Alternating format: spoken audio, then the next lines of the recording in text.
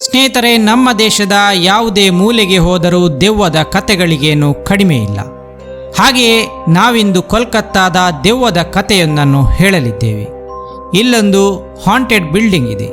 ಈ ಕಥೆಯನ್ನು ಶುರು ಮಾಡುವ ಮುಂಚೆ ನಿಮಗೆ ನಾವು 3 ವಿಷಯಗಳನ್ನು ಹೇಳುತ್ತೇವೆ, ಕೇಳಿ. ಬ್ರಿಟಿಷ್ ಅಧಿಕಾರಿಗಳು ಪ್ರಾರಂಭದ ಸಮಯದಲ್ಲಿ ಕುದುರೆಗಳನ್ನು ಬಳಸುತ್ತಿದ್ದರು. ಆಗ ಕಾರುಗಳು ಬಳಕೆಗೆ ಬಂದಿರಲಿಲ್ಲ. 2ನೇ ವಿಷಯ, ಬಂಗಾಳದಲ್ಲಿ ಫುಟ್ಬಾಲ್ ಆಟ ತುಂಬ ಫೇಮಸ್. ಅಲ್ಲಿನ ಪ್ರತಿಯೊಂದು ಮಗುವು ಫುಟ್ಬಾಲರ್ ಆಗಬೇಕೆಂದು ಬಯಸುತ್ತಾನೆ. ಹಾಗೆ 3ನೇ ವಿಷಯವೇನೆಂದರೆ, ಮನುಷ್ಯರು ಸಾಕಿದ ಯಾವುದೇ ಪ್ರಾಣಿಯು ತನ್ನ ಯಜಮಾನನ ಮೇಲೆ ಅತಿಯಾದ ಪ್ರೀತಿ ಹೊಂದಿರುತ್ತದೆ. ಅದು ಆತನನ್ನು ಬಿಟ್ಟು ಹೋಗಲು ಬಯಸುವುದಿಲ್ಲ. ಈ 3 ವಿಷಯಗಳ ನಂತರ ನಮ್ಮ ಇಂದಿನ ಕಥೆಯನ್ನು ಶುರು ಮಾಡೋಣ. ಕೋಲ್ಕತ್ತಾದಲ್ಲಿ ಹೇಸ್ಟಿಂಗ್ಸ್ ಹೌಸ್ ಎಂಬ ಕಟ್ಟಡವಿದೆ. ಅದರ ಹಿಂದೆ ಕೇಳಿಬರುವ ಕಥೆಯೇ ಇಂದಿನ ಎಪಿಸೋಡ್. ಈ ಕಟ್ಟಡವು ಕೋಲ್ಕತ್ತಾದ ಮೋಸ್ಟ್ ಹಾಂಟೆಡ್ ಹೌಸ್ಗಳಲ್ಲಿ ಒಂದಾಗಿದೆ. ಕೋಲ್ಕತ್ತಾ ನಗರವು ಹಳೆ ಕಟ್ಟಡಗಳಿಗೆ ಪ್ರಸಿದ್ಧಿ. ಇಲ್ಲಿ ಬ್ರಿಟಿಷರು ಕಟ್ಟಿದ ಹಳೆಯ ಕಾಲದ ಕಟ್ಟಡಗಳು ಇಂದಿಗೂ ಗಟ್ಟಿಮುಟ್ಟಾಗಿವೆ. ಅಂತಹ ಕಟ್ಟಡಗಳಲ್ಲಿ ಹೇಸ್ಟಿಂಗ್ಸ್ ಹೌಸ್ ಕೂಡ ಒಂದು. ಈ ಬ್ರಿಟಿಷರ ಕಾಲದ ಕಟ್ಟಡಗಳು ಸ್ವಾತಂತ್ರ್ಯ ಬಂದ ನಂತರ ಬೇರೆ ಬೇರೆ ಉದ್ದೇಶಗಳಿಗಾಗಿ ಬಳಕೆಯಾಗಲಾರಂಭಿಸಿದವು. ಹೇಸ್ಟಿಂಗ್ಸ್ ಹೌಸ್ ಕೂಡ ಇದೇ ರೀತಿ ಒಂದು ಕಟ್ಟಡ. ಅದನ್ನು ಸ್ವಾತಂತ್ರ್ಯ ನಂತರ ಶಿಕ್ಷಕ ತರಬೇತಿಯ ಡೇವಿಡ್ ಹೇರ್ ಕಾಲೇಜಿನ ಮಹಿಳಾ ವಿಭಾಗದ ಕಟ್ಟಡವಾಗಿ ಬಳಸಲಾಯಿತು. ಈ ಕಟ್ಟಡ ಮೂಲತಃ ಭಾರತದ ಮೊದಲ ಗವರ್ನರ್ ಜನರಲ್ ಆಗಿದ್ದ ವಾರನ್ ಹೇಸ್ಟಿಂಗ್ಸ್ ವಾಸಿಸುತ್ತಿದ್ದ ಬಂಗಲೆಯಾಗಿತ್ತು. ವಾರನ್ ಹೇಸ್ಟಿಂಗ್ಸ್ 1774ರಿಂದ 1785 ಅವಧಿಯಲ್ಲಿ ಬಂಗಾಳದಲ್ಲಿದ್ದುಕೊಂಡು ಭಾರತದ ಗವರ್ನರ್ ಜನರಲ್ ಆಗಿ ಆಳುತ್ತಿದ್ದ. ಅವನಿಗೆ ಕೋಲ್ಕತ್ತಾದಲ್ಲಿ ಮನೆಯೊಂದನ್ನು ನೀಡಲಾಗಿತ್ತು. ಅದುವೇ ಹೇಸ್ಟಿಂಗ್ಸ್ ಹೌಸ್. ಆತನ ಕಾಲಾನಂತರ ಆ ಬಂಗಲೆಯನ್ನು ಬೇರೆ ಬೇರೆ ಉದ್ದೇಶಗಳಿಗಾಗಿ ಬಳಸಿಕೊಳ್ಳಲಾಗುತ್ತಿತ್ತು. ಆದರೆ ಅಲ್ಲಿ ಹೇಸ್ಟಿಂಗ್ಸ್ನ ಭೂತ ಅಡ್ಡಾಡುತ್ತಿದೆ ಎಂದು ಅಲ್ಲಿನ ಜನರು ಹಿಂದಿನಿಂದಲೂ ಹೇಳುತ್ತಿದ್ದರು. 200 ವರ್ಷಕ್ಕೂ ಅಧಿಕ ಸಮಯದಿಂದ ಕೇಳಿಬರುತ್ತಿರುವ ಕಥೆಯ ಪ್ರಕಾರ ಇಲ್ಲಿ ರಾತ್ರಿ ಹೊತ್ತಲ್ಲಿ ಆಗಾಗ ಹೇಸ್ಟಿಂಗ್ಸ್ನ ಆತ್ಮ ಕಾಣಿಸಿಕೊಳ್ಳುತ್ತಿದೆಯಂತೆ. ಹೀಗೆ ಆತನ ಆತ್ಮ ಕಾಣಿಸಿಕೊಳ್ಳುತ್ತಿದೆ ಎಂದು ಜನರು ಹೇಳುವ ಹಿಂದೆಯೂ ಒಂದು ಕಥೆ ಇದೆ. ವಾರನ್ ಹೇಸ್ಟಿಂಗ್ಸ್ ತನ್ನ ಅಧಿಕಾರಾವಧಿ ಮುಗಿದ ನಂತರ ಭಾರತದಿಂದ ನಿರ್ಗಮಿಸುವ ಹೊತ್ತಲ್ಲಿ ಆತ ತನಗೆ ಸಂಬಂಧಿಸಿದ ಎಲ್ಲ ವಸ್ತುಗಳನ್ನು ತನ್ನ ದೇಶವಾದ ಇಂಗ್ಲೆಂಡಿಗೆ ಸಾಗಿಸುತ್ತಾನೆ. ಆದರೆ ಆತನ ಹಲವಾರು ಬಹುಮುಖ್ಯ ವಸ್ತುಗಳು ಅಂದು ಕಾಣೆಯಾಗಿದ್ದವಂತೆ. ಅಂದರೆ ಆತನ ಬಂಗಲೆಯಿಂದ ಆತನ ಕೆಲ ಪ್ರಮುಖ ವಸ್ತುಗಳನ್ನೇ ಕದ್ದೊಯ್ಯಲಾಗಿತ್ತು. ಆತ ತನ್ನ ದೇಶಕ್ಕೆ ಹೋದ ನಂತರ ಮತ್ತೆ ಭಾರತಕ್ಕೆ ಮರಳಲಿಲ್ಲ. ಕೆಲ ವರ್ಷಗಳ ನಂತರ ಆತ ತೀರಿಕೊಳ್ಳುತ್ತಾನೆ.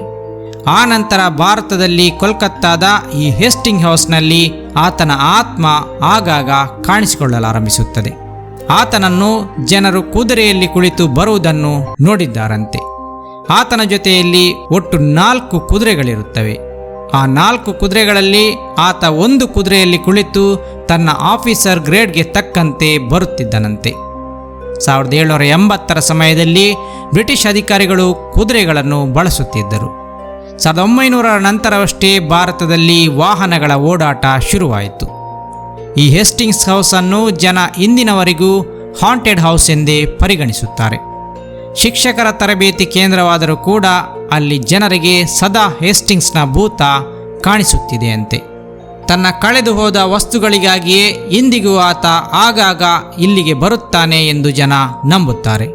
ಅಷ್ಟೇ ಅಲ್ಲ, ಈ ಹೇಸ್ಟಿಂಗ್ಸ್ ಹೌಸ್ನ ಹಾರರ್ ಸ್ಟೋರಿಯಲ್ಲಿ ಇನ್ನೊಂದು ಸ್ಟೋರಿಯೂ ಸೇರಿಕೊಂಡಿದೆ. ಇಲ್ಲಿ ಚಿಕ್ಕ ವಯಸ್ಸಿನ ಹುಡುಗನ ಆತ್ಮವನ್ನು ಆಗಾಗ ಜನರು ನೋಡುತ್ತಾರಂತೆ. ಇದರ ಹಿಂದೆ ಒಂದು ಘಟನೆ ಸೇರಿಕೊಂಡಿದೆ. ಕೆಲವಾರು ವರ್ಷಗಳ ಹಿಂದೆ ಇಲ್ಲಿನ ಮೈದಾನದಲ್ಲಿ ಮಕ್ಕಳೆಲ್ಲ ಸೇರಿ ಫುಟ್ಬಾಲ್ ಆಡುತ್ತಿದ್ದರು. ಅದರಲ್ಲಿ ಒಬ್ಬ ಚಿಕ್ಕ ಹುಡುಗನಿಗೆ ಫುಟ್ಬಾಲ್ ಎದೆಗೆ ಬಡಿದು ಆತ ನೆಲಕ್ಕೆ ಬೀಳುತ್ತಾನೆ. ಆತ ಅಲ್ಲಿಯೇ ಸತ್ತು ಹೋಗಿದ್ದ. ಮಕ್ಕಳೆಲ್ಲ ಅಲ್ಲಿಂದ ಓಡಿ ಹೋಗಿದ್ದರು. ಆನಂತರ ಆ ಹುಡುಗನ ಆತ್ಮ ಕೆಲವೊಮ್ಮೆ ರಾತ್ರಿ ಹೊತ್ತಲ್ಲಿ ಅದೇ ಮೈದಾನದಲ್ಲಿ ಬಂದು ಕಾಯುತ್ತಾ ಕುಳಿತಿರುತ್ತದೆ.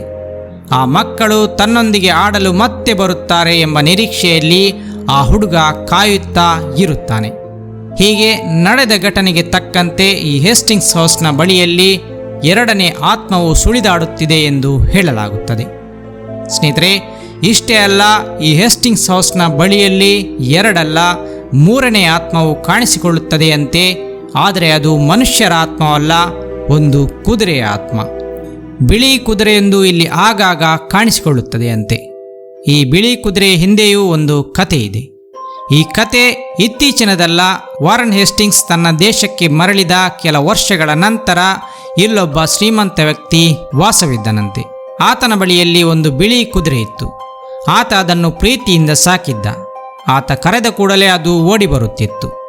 ಮಾಲೀಕನ ಜೊತೆ ಉತ್ತಮ ಬಾಂಧವ್ಯ ಹೊಂದಿದ್ದ ಆ ಕುದುರೆಯನ್ನು ಒಂದು ದಿನ ಕತ್ತಲೆಯಲ್ಲಿ ಯಾರೋ ಗುಂಡು ಹೊಡೆದು ಸಾಯಿಸಿ ಹೋಗುತ್ತಾರೆ. ಆನಂತರ ಇದೇ ದುಃಖದಲ್ಲಿ ಆ ಮಾಲೀಕ ಕೂಡ ಹೇಸ್ಟಿಂಗ್ಸ್ ಹೌಸನ್ನು ಬಿಟ್ಟು ಹೋಗುತ್ತಾನೆ. ಆತ ಬಿಟ್ಟು ಹೋದ ನಂತರ ಆ ಬಿಳಿ ಕುದುರೆ ಆ ಹೇಸ್ಟಿಂಗ್ಸ್ ಹೌಸ್ನ ಬಳಿಯಲ್ಲಿ ಆಗಾಗ ಕಾಣಿಸಿಕೊಳ್ಳಲಾರಂಭಿಸುತ್ತದೆಯಂತೆ. ರಾತ್ರಿ ವೇಳೆಯಲ್ಲಿ ಆ ಬಂಗಲೆಯ ಮಧ್ಯದಲ್ಲಿ ಆ ಬಿಳಿ ಕುದುರೆ ಮೇಯುವುದನ್ನು ಹಲವರು ನೋಡಿದ್ದರಂತೆ. ಸ್ನೇಹಿತರೆ, ಈ ಮೂರು ವಿದ್ಯಮಾನಗಳು ಈ ಬಂಗಲೆಯಲ್ಲಿ ಆಗಾಗ್ಗೆ ನಡೆಯುತ್ತಿರುತ್ತವೆ.